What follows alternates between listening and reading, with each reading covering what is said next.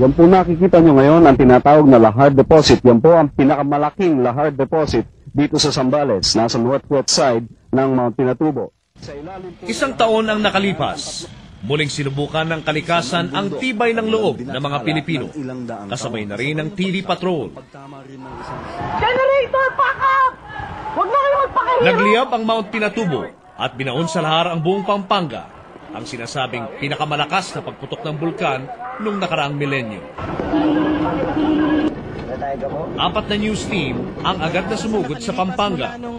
Ika-5 erupsyon ng Mount Pinatubo at makikita nyo madalas mabilis na po ang daloy ng putik dito sa Santo Tomas River. Ilang kilometro naglalakad sa lahar, tambasa, umuulan.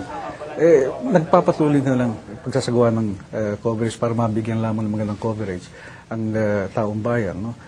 So yun ang masasabi natin kultura na natutunan ko nung pagpasok ko ng ABS-CBN. Malungkot at masama ang balita pero trabaho natin na ipalabas yan kaya ipinakita natin na sa TV Patrol mapapanood ang lahat ng yan ng kumpleto, ng tama at mabilis.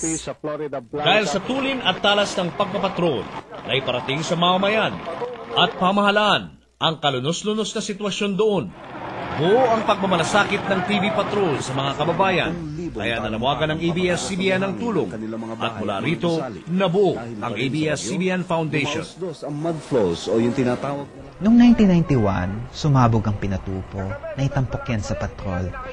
At syempre, ako man ay nagulat sa kung gaano kalaki ang idinulot na pinsala ng pagsabog ng Pinatubo. 202 araw na at nataon naman na mayroong donation drive sa eskwelahan namin. Pinapadala kami ng mga pagkain o damit o mga kung anong mga bagay na kailangan ng mga pamilya na nasalanta ng pagsabog ng Pinatubo.